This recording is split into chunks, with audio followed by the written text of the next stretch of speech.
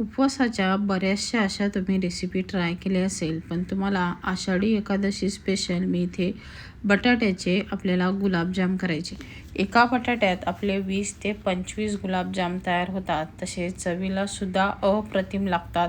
तुम्ही कलर बघू शकता, तसे दिसायला तर छान दिसतात, तसे चवीलासुद्धा खूप छान लागतात. हे 8 ते 10 दिवस हे फ्रीजमध्ये टिकतात आणि खराब पण होत नाही. आणि बघू शकता छान असे गुलाबजाम इथे आज आपण बनवणार आहे. तशीच रेसिपीसुद्धा सोपी आहे आणि जर तुम्ही उपवास धरत असाल तर ही नक्कीच ट्राय करून बघशाल. आणि व्हिडिओ आवडला तर प्लीज लाईक, शेअर आणि कमेंट करा. आणि तुम्ही जर माझ्या चॅनलवर नवीन असाल तर सबस्क्राईब करा. तर चला तर रेसिपीला सुरुवात करूया. त्यासाठी आपल्याला बटाटे उकडून घ्यायचे.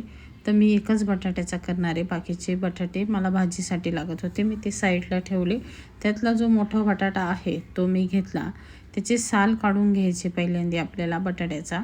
नंतर आपल्याला पूर्ण साल काढल्यानंतर बारीक किसणीने, म्हणजे आपण ज्याने अद्रक किसतो ना त्या किसणीने आपल्याला हा किसून घ्यायचा आहे. बघू शकतात या पद्धतीने किसून घ्यायचा आहे. म्हणजे आपल्याला काय होईल, बाइंडिंगला तो व्यवस्थित येईल. आणि जर तुम्ही असा मॅश करून घेतला तर त्याच्या गाठी राहू शकतात, म्हणून आपल्याला हा किसूनच घ्यायचा आहे.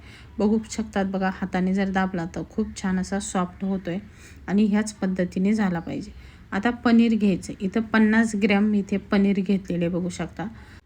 ते सुद्धा आपल्याला हे बघा ह्या पद्धतीने किसून घ्यायचं आहे, म्हणजे व्यवस्थित बारीक होतं ते. आणि छान असं मी सर्व किसून घेतलेलं आहे. नंतर एकसारखं एकजीव करून घ्यायचं आहे आपल्याला पनीर आणि बटाटा. ह्या पद्धतीने असा गोळा तयार करून घ्यायचा आहे. बघू शकता छान असा झालासुद्धा तो. तर आता असं केल्यानंतर आपल्याला हे पीठ मळून घ्यायचं आहे. मळताना बघा आपल्या हाताचा मागचा भाग आहे ना, त्याने आपल्याला या पद्धतीने असं मळून घ्यायचं आहे. जितकं छान असं मळशाल ना तेवढं ते पीठ एकजीव होईल आणि गुलाबजाम आपले चिरणार नाही किंवा तुटणार नाही. त्यामुळे आपल्याला ह्या पद्धतीने पीठ छान असं मळून घ्यायचं आहे. बघू शकता 3 ते 4 मिनटं मी ह्या पद्धतीने मॅश करून घेतलेलं आहे. पीठ एकजीव करून घेतलेलं आहे. थोडासा असा चिकटसरच हा गोळा तयार होतो, खूप असा सुका होत नाही हा. हे झाल्यानंतर आपल्याला यामध्ये 10 रुपयाचं पॅकेट भेटतं मिल्क पावडरचं, ते यामध्ये घालायचे बघू शकतात. आणि परत ह्या पद्धतीने आपल्याला हे मळून घ्यायचे बघा. आता आपल्याला इथे जास्त काही मळायचं नाही, थोडंसं एकजीव करून घ्यायचं व्यवस्थित. ते सुद्धा आता बघा थोडंसं सैलसर वाटते, पण आपल्याला हे उन्हातलीने थोडंसं खरडून एक जागा गोळा करून आणि थोडासा तुपाचा हात लावायचा आहे आणि परत थोडंसं हलक्या हाताने आता मळून घ्यायचं आहे. कारण की पीठ आपण छान हे गुलाबजामचं आधी मळून घेतलेले व्यवस्थित, त्यामुळे ते आता तयार इथे. आणि राहिलेलं पीठ आपल्याला हे उन्हातलीने ह्या पद्धतीने काढून घ्यायचे बघू शकतात. आणि एकदम मस्त झालेलं आहे. बघू शकतात कलरसुद्धा किती छान आलेला आहे. जसं आपल्या गुलाबजामच्या पिठाचा कलर आहे ना तसंच कलर आलेला आहे आणि टेक्स्चरसुद्धा तसंच झालेलं आहे. एकदम सॉफ्ट झालेलं आहे. आणि हलक्या हाताने आपल्याला हे वळून घ्यायचे. जर हाताला चिटकलं ना थोडंसं तुपाचं बोट लावायचं हाताला आणि ह्या पद्धतीने मस्त गुळगुळीत आपले गोल आपले गुलाबजाम इथे तयार होता. पटपट होतात. 2 ते 3 मिनटात मी हे सर्व वळून घेतले. जास्त वेळ लागला नाही, कारण की पीठच इतकं छान मस्त तयार झालं ना की त्यामुळे हे गुलाबजाम पटपट मी ह्या पद्धतीने वळून घेतले. वळल्यानंतर आता आपल्याला पुढे हे तळूनसुद्धा घ्यायचे. पण तळायच्या आधी मी दाखवते सर्व झाल्यावर किती गुलाबजाम झाले. तर आपण एक बटाटा वापरला होता, तर इथे 28 गुलाबजाम आपले इथे तयार आहे. बघू शकतात 28 गुलाबजाम आपण इथे करू शकतो. आणि हे आता आपल्याला तळून घ्यायचे. तळण्यासाठी आपल्याला दुसरीकडे कढईमध्ये तेल ठेवायचे. तेल छान तापलं की यावरती गुलाबजाम सोडून घ्यायचे. तेल खूप कडकडीत नका तापवून घेऊ. तेल थोडंसं मिडियम आचेवर आपल्याला हे तळायचे. खूप फास्ट पण नाही करायचं आहे आणि कमी पण नाही करायचं आहे. मिडियम गॅसवर आपण हे तळणार आहे.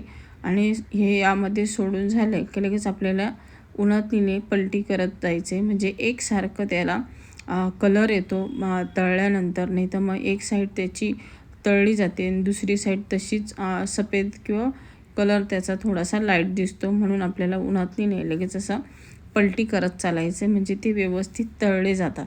हे बघू शकतात. आणि गॅस मिडियमच ठेवायचा आहे आपल्याला.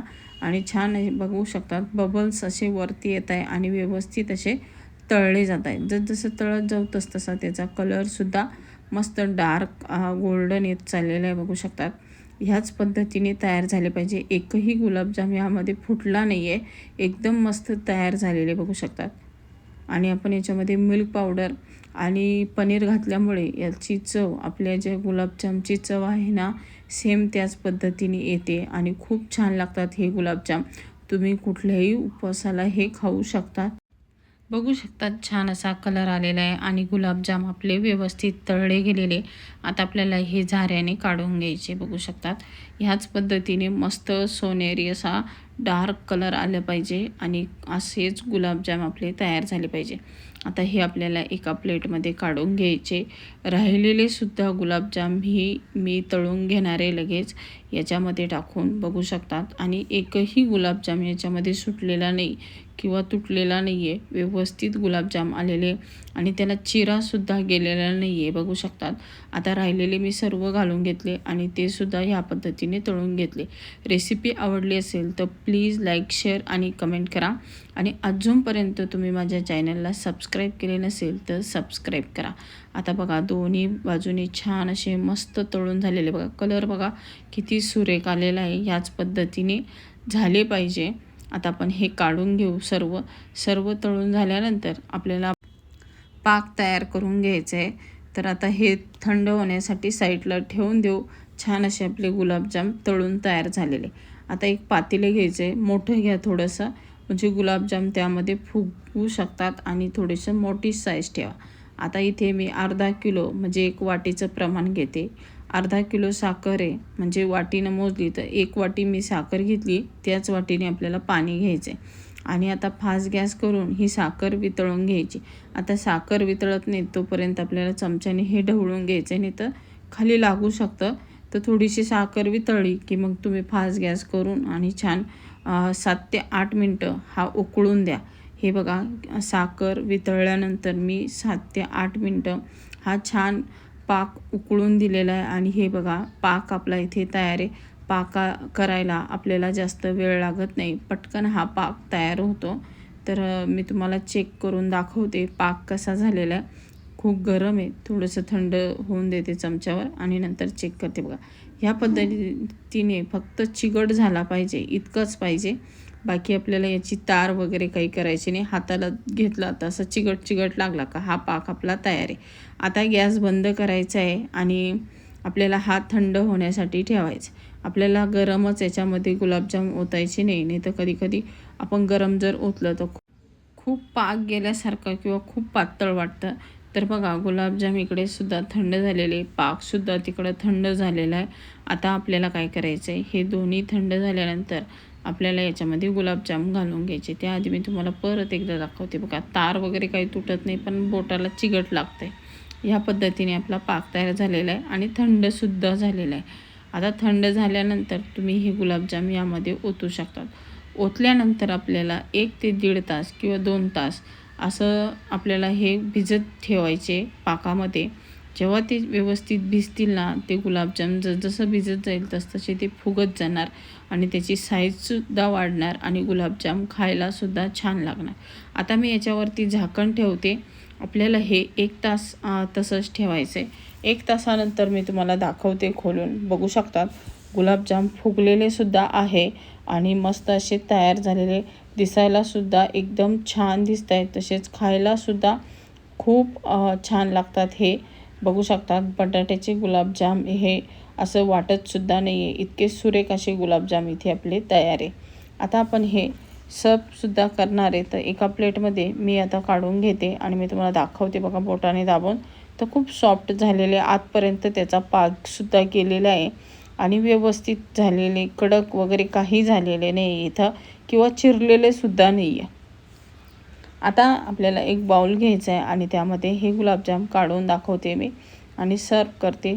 एकदम मस्त असे गुलाबजाम तयार आहे. तुम्ही कुठल्याही उपवासाला हे ट्राय करू शकता. आत्तासुद्धा तुम्ही बनवून ठेवले तर आषाढी एकादशीला खाऊ शकतात. हे फ्रीजमध्ये 8 दिवस हे गुलाबजाम टिकतात, खराब पण होत नाही. साखरेच्या पाकात असल्यामुळे लवकर खराब होत नाही हे. तर या पद्धतीने हे गुलाबजाम तुम्ही घरी नक्की ट्राय करा आणि तुमच्या नातेवाईकाला किंवा मैत्रिणीला सुद्धा शेअर करा. कारण की त्यांनासुद्धा उपवासामध्ये काहीतरी नवीन ट्राय करायचं असतं. तर ही रेसिपी त्यांनाही नक्कीच आवडेल. तर तुम्ही बघू शकता गुलाबजाम मी तुम्हाला दाखवते. छान असा स्पंजी झालेला, आतमध्ये खूप सॉफ्ट झालेला, मस्त असा बटाट्यापासून आपले आज उपवासाचे गुलाबजाम तयारी. घरी नक्की ट्राय करा. जाता जाता लाईक आणि सबस्क्राईब करायला मात्र विसरू नका, कारण की अशाच नवनवीन आणि सोप्या आणि पटकन होणाऱ्या रेसिपी मी तुमच्यासाठी घेऊन येत असते. तर ही गुलाबजामची रेसिपी आवडली असेल तर कमेंट करायला मात्र विसरू नका. आणि पूर्ण रेसिपी बघितल्याबद्दल धन्यवाद.